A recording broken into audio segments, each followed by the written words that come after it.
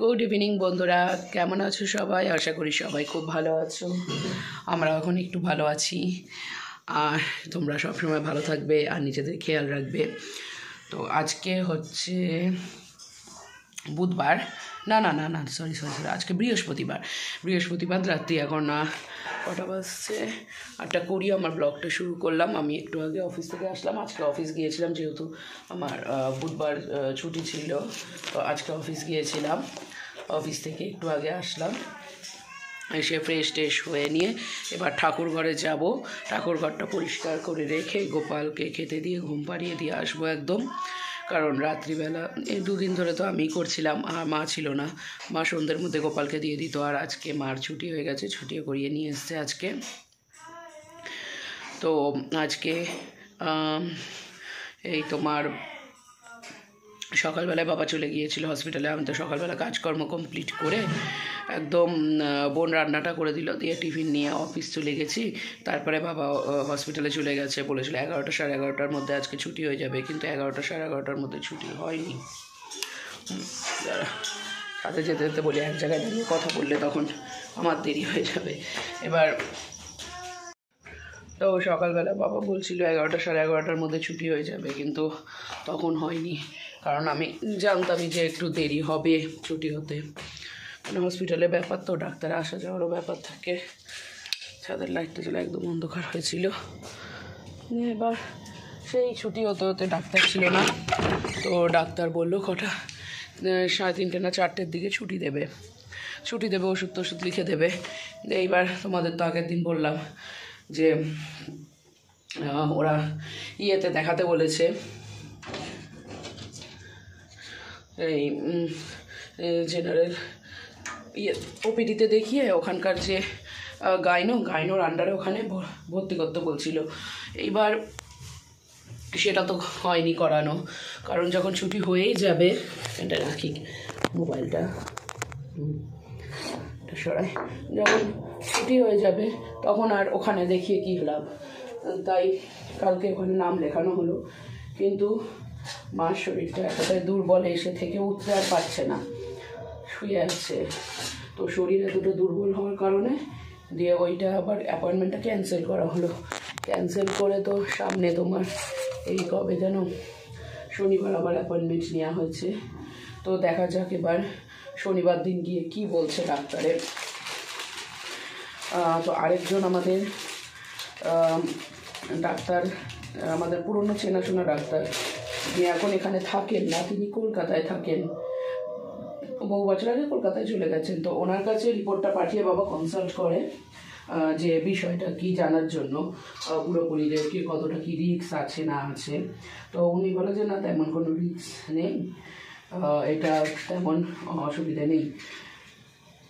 যেহেতু আমাকে অনেকেই বলেছিল যে অন্তত সেকেন্ড ওপিনিয়ন নিতে, তো ওনার সাথে কথা বলে তো উনি বলে যে ঠিক আছে তুমি দেখাও, অসুবিধা নেই। তো উনি ডাক্তারের কোন ডাক্তারকে দেখাচ্ছে সেটাও জানলেন, তো বললো অসুবিধা নাই, দেখাও, কোনো অসুবিধা হলে আমাকে ফোন করো, এরকম বললেন উনি। এবার বলো একজন পুরনো পরিচিত ডাক্তারের কাছ থেকে এই আশ্বাসটা পাওয়াটাও এটাও অনেক বড়।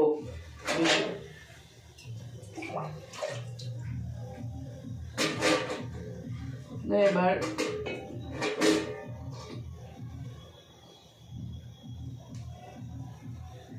তো উনি বললেন এবার এই ডাক্তারের কাছে শনিবার দিন যাবে। মা এখন নিচে আছে, রেস্ট আছে। তো দুপুরবেলা যেহেতু হসপিটাল ওখানে ছিল, ছুটি হতে দেরি হচ্ছিল, তো সকালের খাবার তো তোমার এখানে রেডি ছিল, ধরো বোন করে রেডি করে রেখেছিল সকালের খাবার, একদম ভাত টাত সব করা ছিল। তো সকালের খাবার তো এখানে খেতে পারেনি, তো দুপুরবেলা বাবা ওখানে হোটেল থেকে খাবার আনিয়ে খাইয়েছিল। কারণ হোটেলে দাঁড়া, আমি কাজটা সেরে নিয়ে কথা বলছি, নয়তো আমার কাজ গন্ডগোল হচ্ছে। দাঁড়া একটু কথা বলে নি তারপর নিচে যাচ্ছি। এটা আমাকে কিছুতেই এরকমভাবে একা ছাদে থাকতে দেবে না, শুধু টানাটানি জ্বালাতন করবে এত। নিচে চলো। এইবার তো কোলে শোবে, দেখেছো? আসছি তাই যে কোলে উঠে গেল। এরকমভাবে বাচ্চারা ওঠে যেরকমভাবে গতিয়ে মার কোলে সেরকমভাবে। এবার বাবারও আইডিয়া ছিল না যে মাকে ওখানে অতক্ষণ রাখতে হতে পারে, বা ওখানে তোমার দুপুরে খাওয়াটার কারণে দুপুরে খাওয়াটা তো বাড়িতে এসে খাওয়ার কথা ছিল। তো ওখানে ডাক্তার যেহেতু আসছিল না, তখনও ছাড়ছিল না বলতে যেই ডাক্তার ছুটি দেবে সে তখনও ছিল না। দিয়ে তাই দুপুরে হোটেলে থেকে খাবার এনে মাকে খাইয়েছে। এবার খাওয়া দাওয়া করার পরে তারপরে আসছি, ওখানে খাওয়া দাওয়া করেছে। তারপরে বাবা বাড়ি চলে আসে, কেননা ডাক্তার তখন 4টের দিকে আসবে বলেছিল। তো তার আগে 2:30টার দিকে ডাক্তার আসে এবং এসে ছুটি লিখে যায়, দিয়ে বলে 4টের সময় গিয়ে রিলিজ করে দেবে। তো সেই মতনই নিয়ে আসে। এবার আজকেই তোমাদেরকে বললাম ডাক্তারের কাছে নাম লেখানো ছিল, কিন্তু মার শরীর এতটাই দুর্বল যে মা ঠিক দাঁড়িয়ে থাকতে পারছে না বেশিক্ষণ। তো আজকেই যদি টানা হিচড়া করে নিয়ে যাও তো ওখানটা হয়তো বসে থাকতে তো হবে কিছুক্ষণ, এবার সেটাই পারবে না, আরও যদি শরীর খারাপ হয়ে যায়। তাই আজকের দিনটা রেস্ট দিয়ে আবার 1-2 দিন পরে ডাক্তারের কাছে যাওয়া হবে। তো সেগুলো তোমাদের তো সব বলবোই। তো মা এখন ঘরে আছে, চলো একবার নাম নাম নাম চ নিচে যাবো চ দেখেছ, নাম নাম নাম নিচে যাও, চলো চলো চলো নিচে যাও, চলো আসো। লাইট নিবি দিলাম, এই লাইট নিবি দিলাম, এই দেখো চলে এসেছে। এই যে আমার সিঁড়ি দিয়ে টুকি দিয়ে দেখছে, হ্যাঁ আমাকে সাথে নিয়ে যাবে।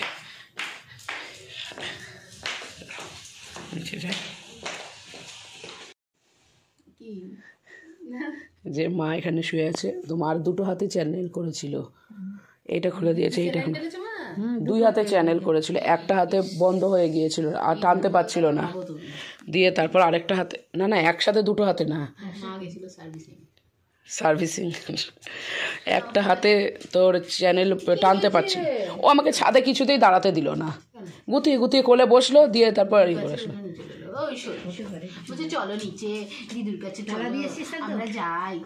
ঠাকুর ঘরে তালা মেরে এসেছি,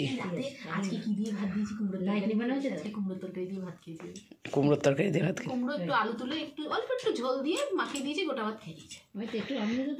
মাসির রান্না ভালো লেগেছে জিমি, আর চেপে আগের দিন রাতে মা যেদিন ভর্তি হলো সেদিন সোয়াবিন দিয়ে ভাত খেয়েছে। সোয়াবিন খেতে ভালোবাসে, মাছ দিই ওকে আমি, যদি গলায় ফেলে আটকে বমি করে মাছ একটুখানি তোমার থেকে রাখতে দিও দিদি। ওই যে দেখো ও দিদুর কাছে, দিদু এসছে, ভাইয়ের সবজি সেদ্ধ তুমিই তো খাও, হ্যাঁ পুষ্টি হয়, পুষ্টি করে। গাজর সেদ্ধ পুচনের গুলো যেমন আমি খেতাম, আমি পুষ্টি বানাতাম আমার। এই যে আমার চারিপাশ দিয়ে ঘুরছে, এখন কথা হচ্ছে, আমাকে ওই আমাকে বিছনায় নিয়ে চলো, আমি তোমার সাথে লটাপটি করি। ও আমার সাথে গিয়ে শোবে, না তুই যাবি না, যাবে না, যাবো ওখানে ওখানে উঠে যাও, সবাই এখানে আসে, কিনে বল বাবা এনে দেবে। ওটা আমি খাচ্ছি, যদি নিয়ে আয় তো। ও আমাকে মুড়ি তরকারিটা নিয়ে আসে, একটু মুড়ি তরকারি খাই। আমি গরম করে দিয়েছি, ঠিক আছে তুমি ঘুমাও। পালং শাকটা রয়েছে, এত কথা বলে ঘুমাইতে পারে, আর লাইট জ্বলছে, তোমার ভাগেরটাই আছে, তোমরা রাতে শাক খেতে। মা আজকে বাড়িতে চলে আসাতে সবারই মন ভালো ছিল, তাই সবাই একটু হাসি খুশি ছিল। আমি এবার সন্ধ্যের খাবারটা নিয়ে নিই, কারণ অফিস থেকে এসে মারাত্মক খিদে পাই। তো এখানে মুড়ি ছিল আর বোন বানিয়েছিল আলু আর কুমড়োর তরকারি, তো সেটাই নিয়ে নেব।